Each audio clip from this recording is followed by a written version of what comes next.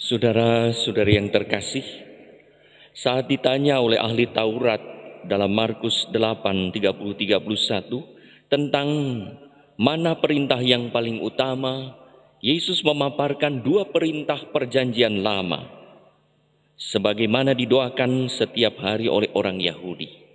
Kasihilah Tuhan Allahmu dengan segenap hatimu dan dengan segenap jiwamu dan dengan segenap akal budimu dan dengan segenap perbuatanmu. Dan hukum yang kedua ialah kasihilah sesamamu manusia seperti dirimu sendiri. Tidak ada hukum lain yang lebih utama daripada kedua hukum itu.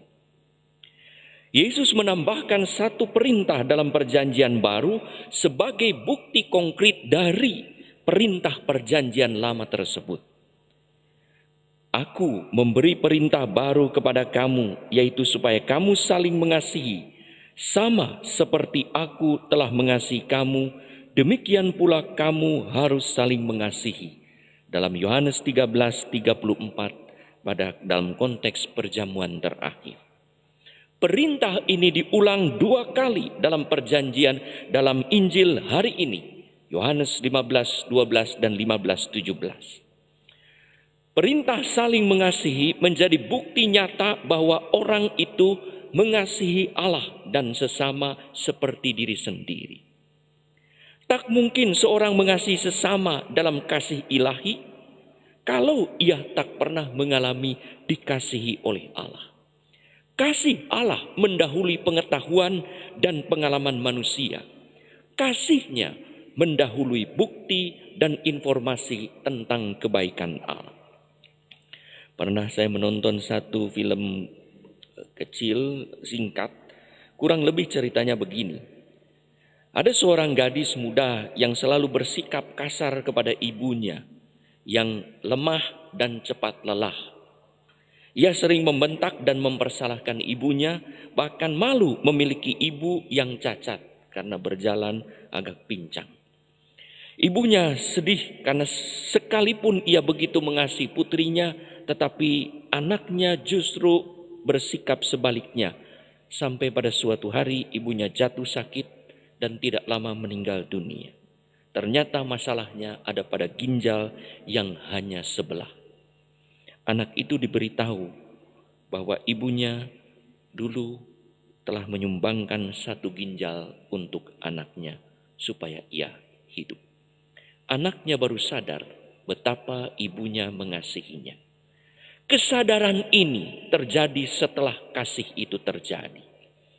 Kesadaran ini terjadi setelah ibunya mengorbankan diri. Aku ini anak durhaka, tak tahu diri, sudah diberi susu malah membaris air tuba pada ibuku saya. Saudara-saudari yang terkasih, Yesus memberi perintah pada para murid untuk saling mengasihi. Karena para murid sudah mengalami dikasihi Yesus. Seharusnya para murid itu tahu, ahli bagaimana mengasihi sesama karena sudah mengalami dikasihi Yesus. Yesus mengasihi para muridnya karena ia pun dikasihi oleh Bapanya. Bagaimana mungkin para murid tak mengasihi sesamanya? Bukankah mereka sudah biasa dikasihi oleh Yesus? Bukti nyata dari kasih Yesus adalah salib, adalah ekaristi, di mana ia mengorbankan diri untuk keselamatan kita. Bukti para rasul mengasihi Yesus dan sesama gereja adalah darah kemartirannya, pengorbanan yang tulus dan pemberian diri. Dalam bacaan hari ini dikatakan bahwa para murid memberikan surat yang menghibur, melepaskan beban. Bukti dari salah satu saling kehidupan, saling mengasihi. Saudara-saudari yang terkasih, jangan sampai kita seperti gadis dalam ilustrasi di atas. Sudah begitu dikasihi oleh Allah dalam Yesus, malah bertanya, di mana kasih Allah? Mengapa ia berbuat begini dan begitu padaku? Jangan sampai kita terlambat sadar bagaimana Allah begitu mengasihi kita. Bagaimana sikap kita pada Allah dan sesama tergantung sejauh mana kita mengalami kasih Allah yang sudah diberikan pada kita.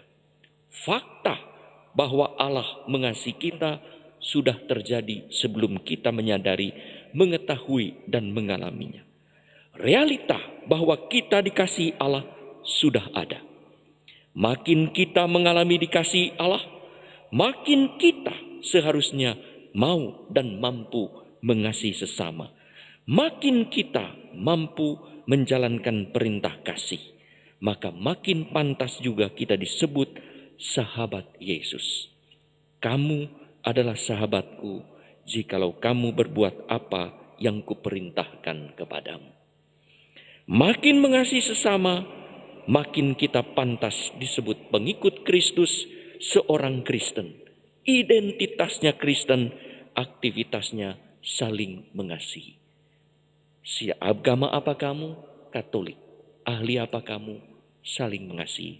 Itulah Katolik sejati.